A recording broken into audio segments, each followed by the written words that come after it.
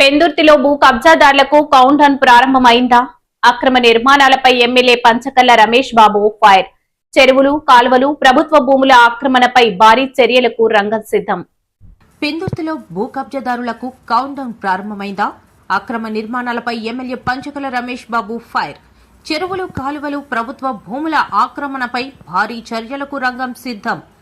విశాఖపట్నం జిల్లా పెందుర్తి నియోజకవర్గంలో భూ ఆక్రమణదారుల గుండెల్లో వణుకు పుట్టించే పరిణామాలు చోటు చేసుకుంటున్నాయి. కార్మిక నగర్, తమ్మిరాజు చెరువులు, గెడ్డలు, కాలువలు, పార్క్ స్థలాలను కబ్జా చేసి అక్రమ నిర్మాణాలు చేపడుతున్నారనే ఆరోపణల నేపథ్యంలో స్థానిక ఎమ్మెల్యే పంచకల్ల రమేష్ బాబు స్వయంగా రంగంలోకి దిగారు. జీవీఎంసీ 97వ వార్డు పరిధిలో ఆక్రమణలకు గురైన ప్రాంతాలను అధికారులతో కలిసి పరిశీలించిన ఎమ్మెల్యే ప్రతి అక్రమ నిర్మాణాన్ని గుర్తించి వివరాలు సేకరించారు. గత నెల రోజులుగా మీడియాలో వస్తున్న వరుస కథనాలపై స్పందించిన ఆయన క్షేత్రస్థాయిలో పరిస్థితిని స్వయంగా పరిశీలించడం రాజకీయంగా, పరిపాలనాపరంగా ప్రాధాన్యత సంతరించుకుంది. ఈ సందర్భంగా ఎమ్మెల్యే పంచకల్ల రమేష్ బాబు ఘాటుగా స్పందించారు. తప్పుడు సర్వే నంబర్లు చూపించి నకిలీ పత్రాలు సృష్టించి లక్షలు ఖర్చు పెట్టి ఇల్లు కట్టినా చట్టం ముందు అవన్నీ చెల్లవు. ప్రభుత్వ భూములను కబ్జా చేస్తే ఎంతటి వారైనా వదిలిపెట్టాం. అక్రమ నిర్మాణాలన్నింటినీ గుర్తించి కూల్చివేస్తాం అని స్పష్టం చేశారు. ప్రభుత్వ భూములు, చెరువులు, కాలువలు ప్రజల ఆస్తులని, వాటిని కొందరు వ్యక్తిగత ప్రయోజనాల కోసం ఆక్రమించడం సహించబోమని హెచ్చరించారు. ఈ వ్యవహారాన్ని జిల్లా కలెక్టర్ దృష్టికి తీసుకెళ్లి ప్రత్యేక తనిఖీలు నిర్వహించి కఠిన చర్యలు తీసుకుంటామని వెల్లడించారు. అయితే మరోవైపు నిజమైన పేదలకు ప్రభుత్వం పూర్తి స్థాయిలో అండగా ఉంటుందని ఎమ్మెల్యే స్పష్టం చేశారు. అర్హులైన వారు ఎంఆర్ఓ కార్యాలయాన్ని సంప్రదిస్తే టిట్కో ఇల్లు లేదా ఇంటి నిర్మాణానికి అవసరమైన రుణ సదుపాయాలు కల్పించేందుకు చర్యలు తీసుకుంటామని తెలిపారు. పేదరికం పేరుతో ప్రభుత్వ భూములను ఆక్రమించే రోజులు పోయాయి.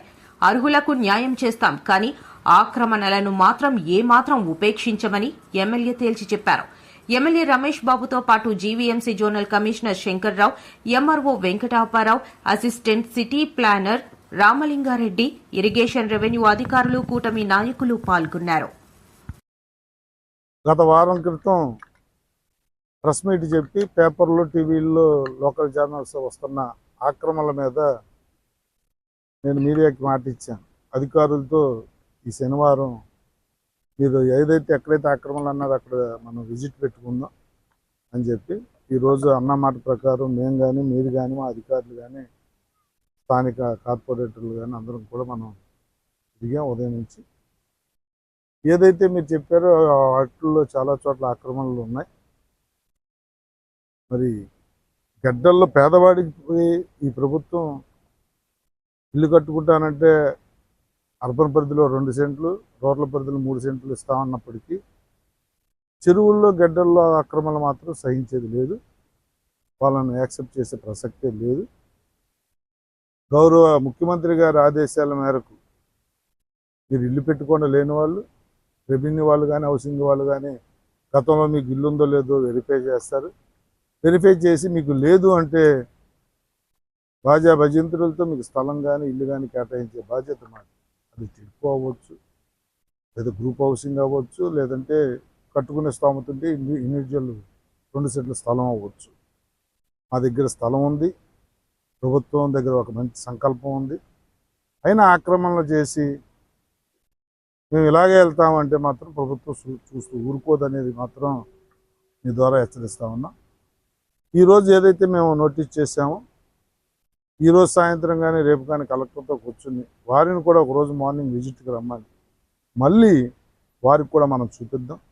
ఎలా చెరువుల ఆక్రమణకు గురవుతున్నాయో, ఎలా గడ్డల ఆక్రమణకు గురవుతున్నాయో, ఎలా కాలువలో ఆక్రమణకు గురవుతున్నాయో, శ్మశానాలతో సహా ఏది వదలకుండా, పార్కులతో సహా ఏది వదలకుండా ఎలా ఆక్రమణకు గురవుతున్నాయో ఒక 10 పాయింట్లు మనం నోటీస్ చేసి కలెక్టర్ని కూడా ఆ రోజు తీసుకొస్తాను. ఈ వారంలో కలెక్టర్ గారికి చూపించి ఎన్ని వందల కోట్ల ప్రభుత్వ భూమిని మనం కాపాడుకోవచ్చో ఎక్స్ప్లెయిన్ చేసిన తర్వాత చర్య మొదలవుతుంది.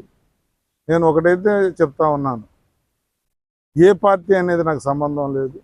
ఆక్రమదారుడు, హక్కుదారుడు ఈ రెండే మా దగ్గర ఉంటాయి. కలెక్టర్ గారికి కూడా ఆ రోజు మీ ముందు అదే చెప్తాను. ఎరాఫేరీలు లేవు, ఎవరిని కూడా కాపాడే ప్రసక్తి లేదు. ప్రభుత్వ భూమి ఆక్రమించిన వాడు అయితే 2 రోజులు లేట్ అవ్వచ్చేమో కానీ చర్య తీసుకోవటం మాత్రం పక్క. ఏదైతే మెయిన్ గడ్డల్లో ఆక్రమించుకున్నారో వాళ్ళని వదిలే ప్రసక్తి అయితే లేదు. ఎందుకంటే భవిష్యత్తులో వాళ్ళు ఎంతో ఖర్చు పెట్టి పక్కా ఇల్లు కట్టేసుకుంటా ఉన్నారు. అది చాలా అమానుష్యం.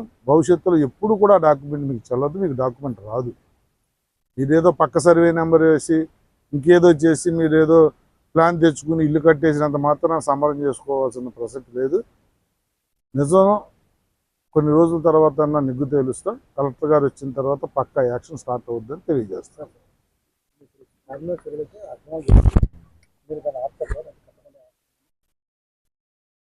ఈరోజు మీ ముందే ఇందాక ఆదేశాలు ఇచ్చే ఎంఆర్ఓ రీసెంట్గా కట్టినవన్నీ కూడా ఈ వారంలో తీసేయమని చెప్పాం. ఆ ప్రక్రియ వద్ది. ఒకవేళ ఆ ప్రక్రియ అవ్వకపోయినా విత్-ఇన్ వీక్లో కలెక్టర్ ద్వారా వచ్చినప్పుడు కలెక్టర్ గారే వాళ్ళకి ఆదేశాలు ఇస్తారు. ఒకసారి కలెక్టర్ ప్రత్యక్షంగా వచ్చిన తర్వాత యాక్షన్ తీసుకోకపోవడం అనే ప్రసక్తి లేదు. కలెక్టర్ గారితో నేను వారాలుగా మాట్లాడటం కూడా జరిగింది. ఈరోజు దిశ మీటింగ్ ఉంది. దానికి వెళితే అంటే ఆల్రెడీ ఇది పెట్టుకున్నానని చెప్పి దానికి లేట్ అయ్యే 9 గంటలకి అది. ఒకవేళ నేను వెళ్ళేసరికి ఉంటే దానికి కూడా అటెండ్ అవుతాను. అక్కడ ఈరోజే అడుగుతాను. తప్పకుండా ఒక డేట్ తీసుకుని వస్తాం. అప్పుడు డెఫినెట్గా ఉంటుందండి. డెఫినెట్గా ఉంటుంది. ఆల్రెడీ మీరు ఎవరు అడగకముందే దీన్ని పెట్టాం. 2.5 కోట్లు శాంక్షన్ తెస్తున్నాం. తప్పకుండా వాకింగ్ ట్రాక్ చేసి దీన్ని చెరువుని బ్యూటిఫికేషన్ చేసి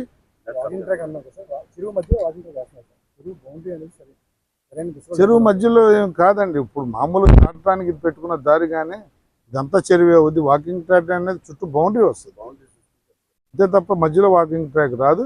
ఇదంతా కూడా ఇంకా డెప్త్ చేసి పక్కన చెరువు రైతులకు కూడా నీరు ఇచ్చే విధంగా దీన్ని బాగా డెప్త్ చేస్తామని కూడా